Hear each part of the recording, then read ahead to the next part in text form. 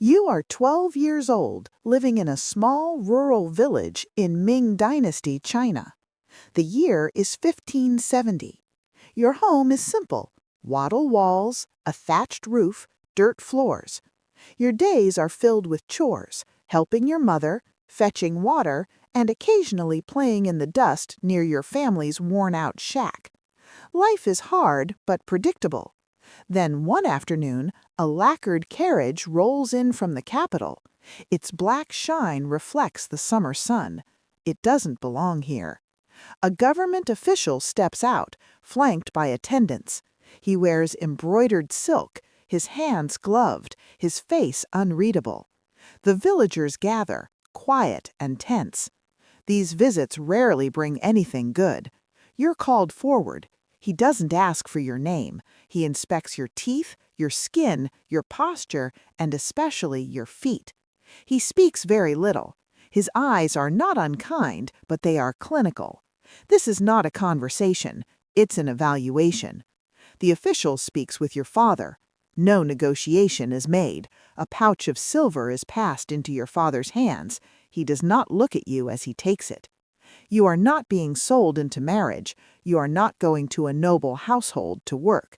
You are now state property, selected for the inner court. You are to be transported to the capital, Beijing, to enter the Imperial Harem.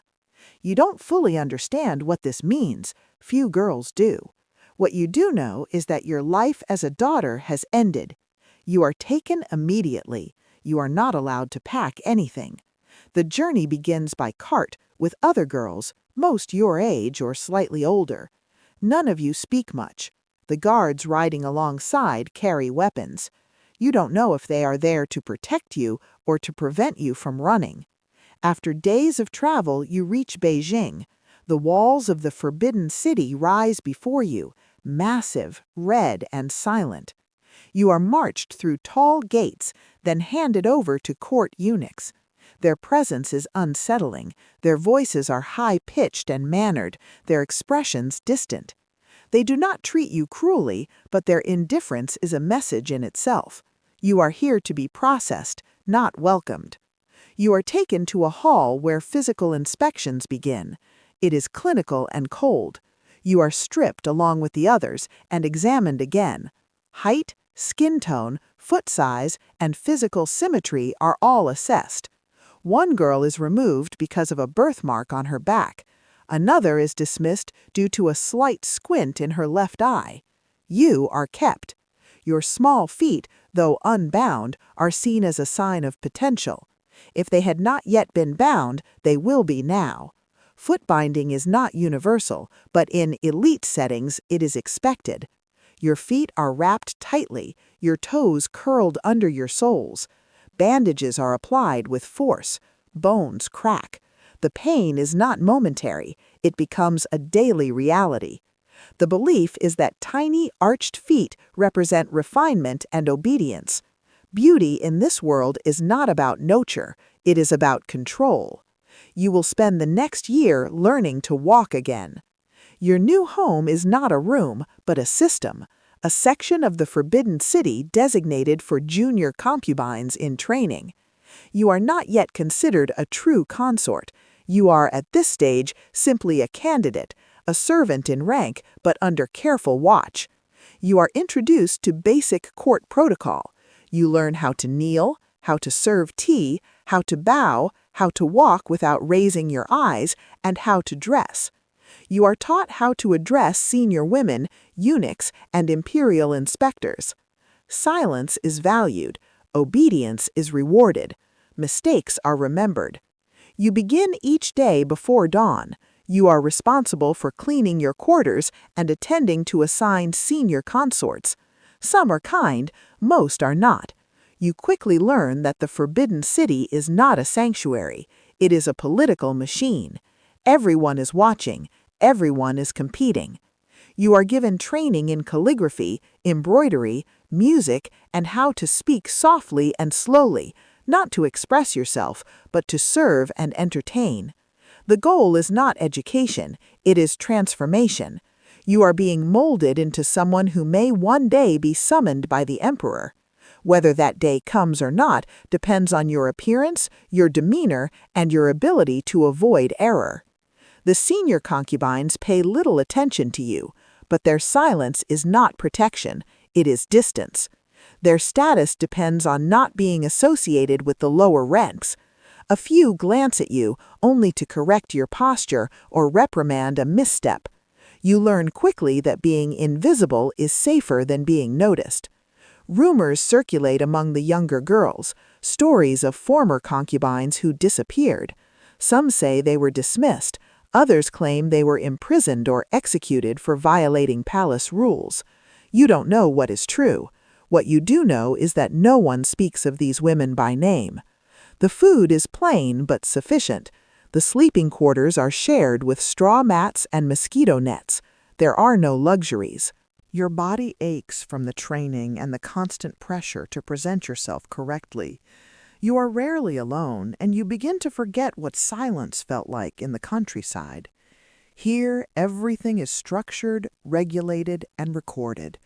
You are told that this is a privilege, that serving in the palace is an honor, but the expressions of the older women suggest otherwise.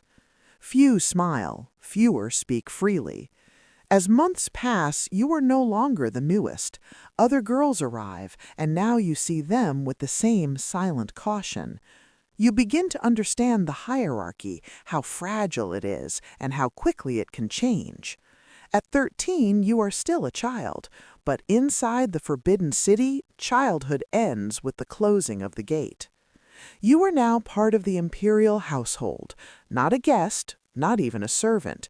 You are an asset, one of hundreds, preserved and prepared for a single possibility, the emperor's attention. Whether it comes or not will shape the course of your life, and if it does, it will only open the door to a different set of dangers. You are now 13 years old. 1 year has passed since you entered the Forbidden City. You no longer flinch when the gates closed behind you. The red walls, once towering and foreign, now feel like permanent barriers. You've memorized every corridor between your quarters and the inner courtyards. You've learned to walk without noise, to speak only when addressed, and to keep your eyes low. Your rank is still low. You are not yet a concubine of the emperor, but you serve those who are. The Imperial Harem, or nightingale, is a strict hierarchy of women divided by rank, favor, and influence. At the top are the empress and senior consorts. At the bottom are the girls like you, the selected women, or shunu, who are undergoing training and performing menial service. You begin each morning before sunrise. You wash, dress in standard silk robes, and report to your assigned post.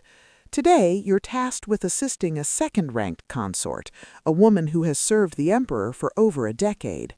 She does not speak to you unless you make a mistake. When you pour her tea too slowly, she taps the table twice. It's not a reprimand, it's a warning. You correct your speed at once. You're not allowed to show emotion, a smile that seems too self-satisfied, a pause too long, a glance too high, all can be misinterpreted.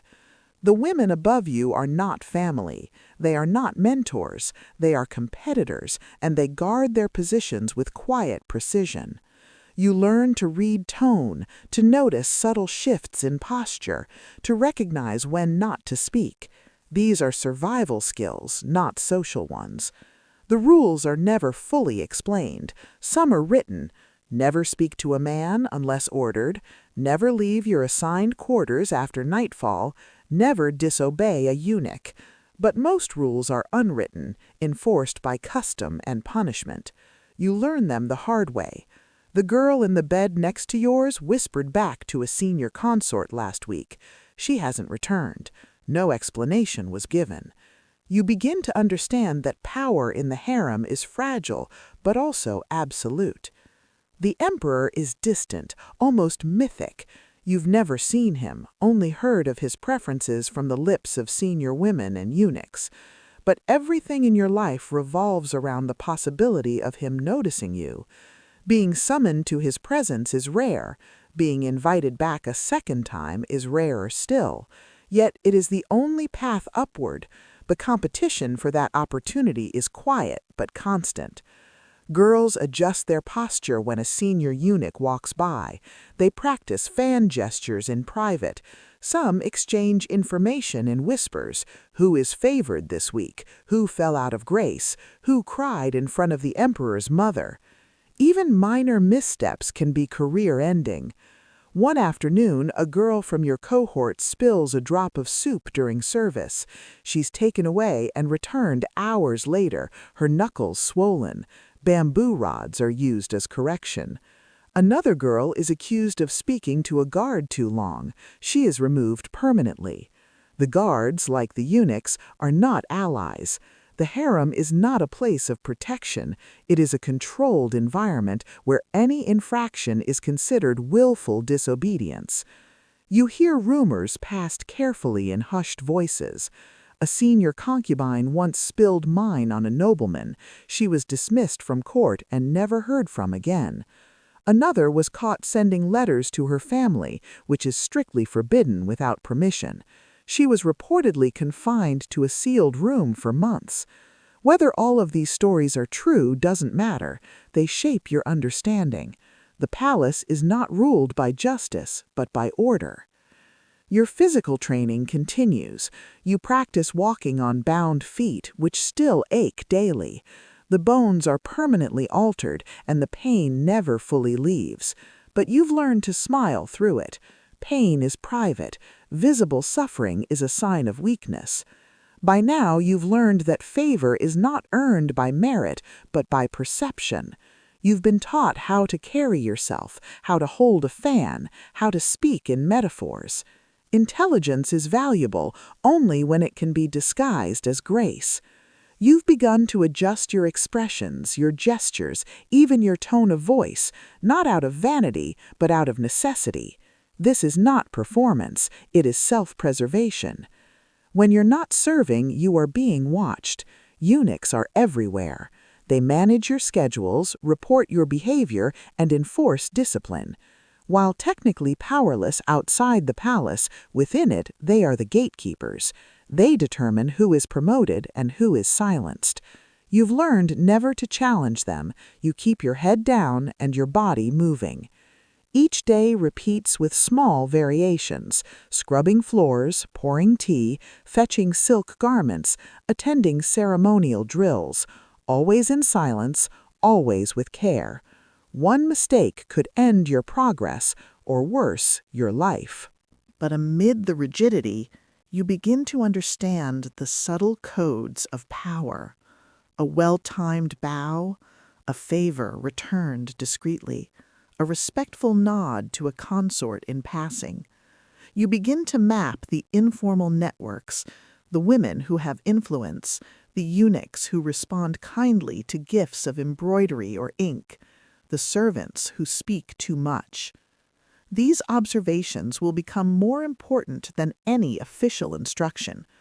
After one full year in the harem, you are now tolerated, not favored, not trusted, but no longer invisible. You are beginning to exist within the structure, which is more than most girls can say. Many are gone, dismissed for illness, rebellion, or irrelevance. You remain still. You are not safe. You are not secure. You are simply present in a world that watches constantly, remembers everything, and forgives almost nothing. You don't know if the emperor will ever summon you. You don't know if you'll live long enough to rise in rank. What you do know is that survival requires silence, vigilance, and the ability to disappear in plain sight. You are 13 years old, but already shaped by a system that expects you to perform perfection without flaw, obedience without thought, and ambition without visible desire. You live in one of the wealthiest palaces in the world, and yet you own nothing, not your time, not your voice, not even your future. This is life inside the Imperial Harem. You are 16 now. 3 years have passed since you entered the Forbidden City. You have survived. Many have not.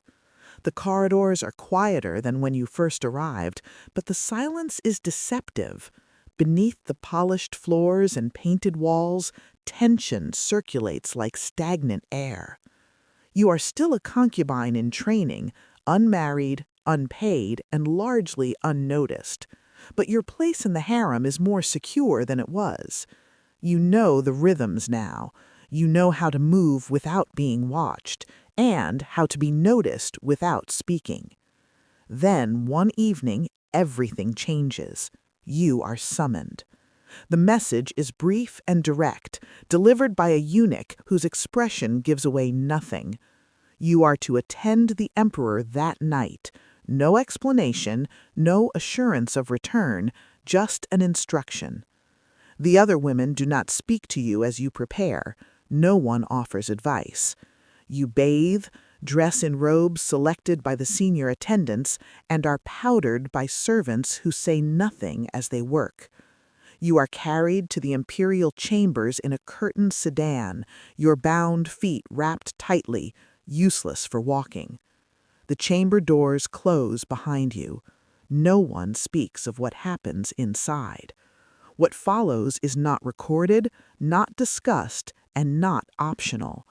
You emerge the next morning. The attendants avoid your gaze. From that moment, everything changes. Weeks later, a court physician confirms what you suspected. You are pregnant. The news is delivered quietly, but word spreads quickly. Pregnancy in the imperial harem is both a potential elevation and a profound threat. Bearing a child, especially a son, can raise you to the rank of concubine of record, even consort. But it also draws attention, the kind that turns allies into competitors and rivals into enemies.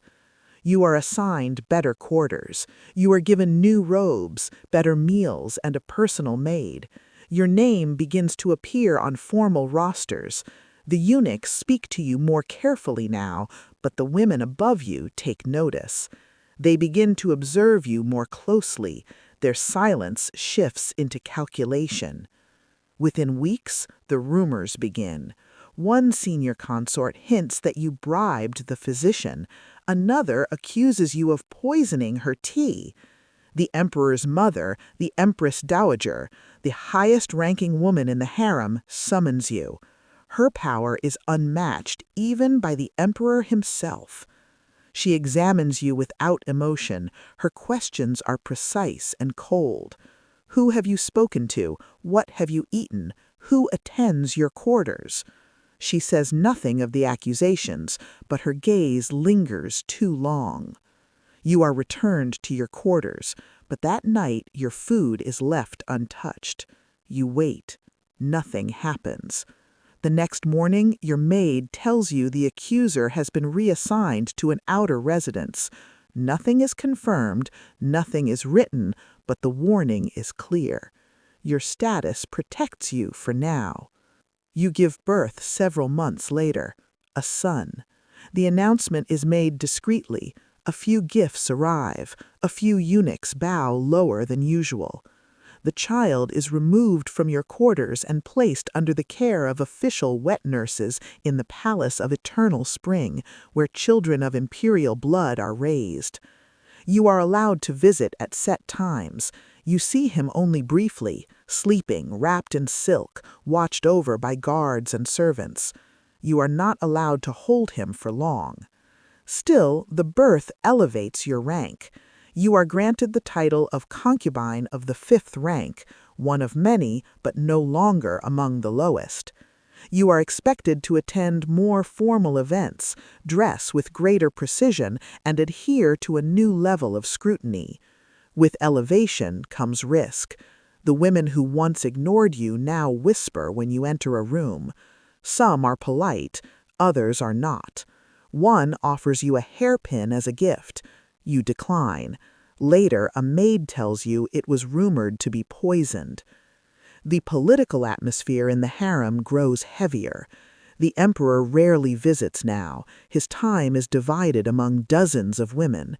Your position depends not on affection, but on perception, what others think your position might become. And in the palace, perception is often more dangerous than fact. A eunuch you've never seen before arrives with a message. The Empress Dowager wishes to speak with you again. When you arrive, she is seated beside a physician and a scribe. She does not raise her voice. She tells you another woman has accused you of cursing the emperor's health, a capital offense under imperial law, especially in times of illness or political instability. You are ordered to defend yourself. You deny the charge. Your voice is steady, but your mind races. You remember your son. You remember the girl who once vanished after a similar accusation. You remember the sealed gates and the locked rooms. The Empress Dowager watches you unmoving. Then a maid from your quarters arrives. She speaks clearly, stating that she witnessed another consort bribing a eunuch to place herbs in your room. She presents a letter taken from the eunuch confirming the plot. The Empress Dowager reads the letter in silence. Then she gives a single command. The accuser is removed. She will not return. You are spared, but the lesson is permanent. From this point forward, you live carefully. You write nothing. You speak little. Your actions are deliberate, measured, filtered. You understand now that pregnancy was not your greatest trial. It was your entry into a new level of danger. You are no longer fighting for notice. You are now fighting to remain alive. The harem operates by silent codes and shifting loyalties. A favor earned today is forgotten tomorrow. An ally today could become your enemy by nightfall. The higher you rise, the more vulnerable you become. You begin to plan quietly, protecting your son, managing your servants, monitoring the movements of those around you. Your quarters are swept daily, your meals are tested. You sleep lightly, you wake at every noise. There are no locks on your doors, no guarantees of safety. You are 16. You live in the wealthiest palace in the world. You eat from gilded bowls. You wear embroidered silk. But every step forward is shadowed by the threat of collapse. You are no longer unknown, and that may be the greatest risk of all. You are now 22 years old. In the Forbidden City, that means your youth is ending. The new girls arriving are 15, 16, their skin unblemished, their smiles untrained. They bow too deeply, speak too softly. They remind you of yourself 6 years ago, and you know exactly what they're here for. The emperor has not summoned you in months. His attention has shifted. His health, once robust, now declines. He coughs behind screens, walks with attendants, and speaks less often in court. His household grows quieter, but his absence only sharpens the ambitions of those beneath him. Your son, now a toddler, still lives in the inner quarters for children. You visit when allowed. He doesn't always recognize you. You whisper songs you used to hum when he was an infant, hoping the sound still reaches some memory in him. But you see how the nurses control everything: his meals, his learning, his sleep schedule. You are his mother in name only. He lives under the emperor's protection, and that makes him valuable. It also makes him vulnerable. The court is uneasy. Grain prices have risen. Rumors of plague swirl outside the walls. Inside, whispers of a coming purge return like smoke through silk. The Forbidden City has too many mouths, too many concubines who are no longer useful. Last time, over 100 women disappeared during a palace famine. No official record was kept. No names were read. You feel it in the air again. Servants avoid eye contact. Eunuchs speak more quietly. Meals grow smaller. Water arrives later in the day. The palace is preparing for something, though no one says what. Then, one night, it comes for you. A fourth-ranked consort, once a rival, now a threat, accuses you of using witchcraft to harm the emperor's health. Her evidence is a bundle of dried herbs planted beneath your bedding. You deny everything, but denial means nothing here. You are seized, dragged barefoot to the outer courtyard. The emperor's mother waits beneath a canopy, her expression unreadable. A blade rests in the hands of the executioner beside her. She gives you a choice: confess or watch your son be taken down the same path. You kneel, hands bound, face to the dirt.